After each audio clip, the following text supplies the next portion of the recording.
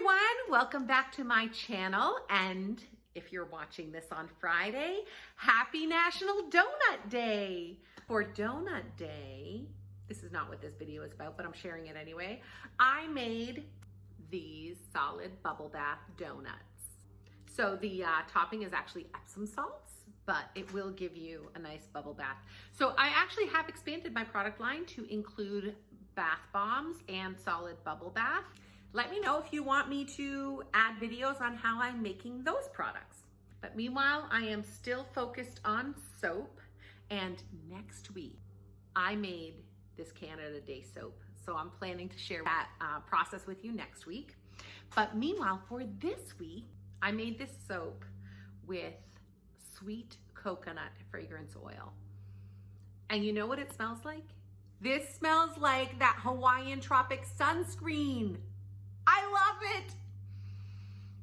The challenge with this fragrance is that it is an accelerating fragrance. And I did not know that before I started making my soap.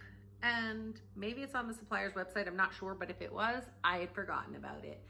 So you'll see how I handled that in this video. I still got the general elements that I was going for, which was a sand and then water, and then I wanted to do a high top, and I threw some little gold in there like for the sun, sparkly sun. But anyway, I am getting ready for my next soap release on my website, scheduled for tomorrow by noon Eastern Standard Time. So June 6th, I think that is, Saturday.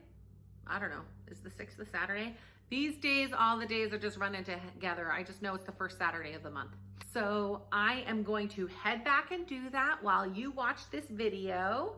And if you like this video, please click the thumbs up button below, and feel free to subscribe to my channel if you want to see more of these videos, and hit that bell to be notified whenever I update videos. Why don't you come on in and I'll show you how I made this soap. I added some powdered sugar or icing sugar to my water before adding my lye, and that is because that sugar should help get some more bubbles when the soap is done. Then while my lye solution cooled, I began mixing my colors as I usually do. So I wanted some watercolors, a bit of sky I was going to use it for, that Aphrodite was for my sky. And then I wanted to create kind of this sand. So I have learned that if I put some gold sparkle with a little bit of raspberry mica and mix that with titanium dioxide, that gets me kind of that beachy, sandy look. And now is where things start to be a little bit different. I'm just adding my lye solution to my oils. And what I noticed as I started to stir was that the solution was actually thickening up a bit and really didn't need any stick blending. And I think that my oils were just much cooler than they usually are. And I had a few more butters in here than my kind of usual recipe. So then I separated out some of that soap batter to set aside for my high top, for that frosting. And I wanted it to kind of be like a sky. So I wanted it to be some blue and some white. And I want that to thicken up. So I just got it mixed up to get a little bit thicker. And then I set it aside to thicken up a bit. And now I'm just separating my soap so that I can kind of have a couple of watercolors. And then in the main pot, I am going to mix my sand. So the benefit of pre-mixing my colors is that I don't have to stick blend, which was fabulous in this case. Because as you'll see now, when I add this fragrance oil, the batter actually kind of gets a little bit thicker before I pour. So I am so glad that I added the fragrance oil one at a time, because otherwise the water colors would have been way too thick to be able to do anything with. Even now you can see as I pour that it is just thickening up as I pour. I mean, this last part, I really had to scrape it all out, and it is just sitting on top.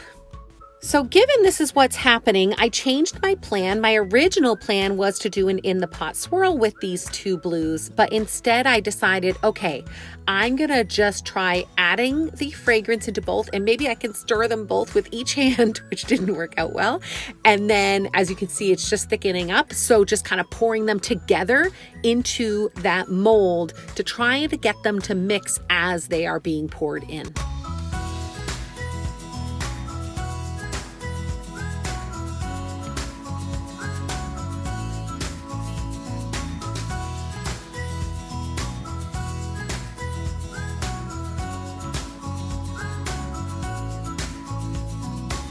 Well, good news is I got it all in, and so since I'm doing a high top, it doesn't actually matter that it's not pretty on top, because now what I'm going to do is just stick blend those two top colors, put them in a piping bag, and go ahead and pipe.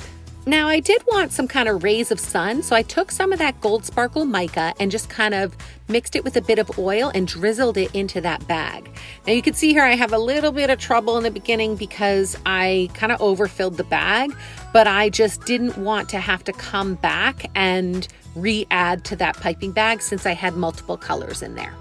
And we add a little bit of iridescent glitter for that sparkly sun as well, and we are done.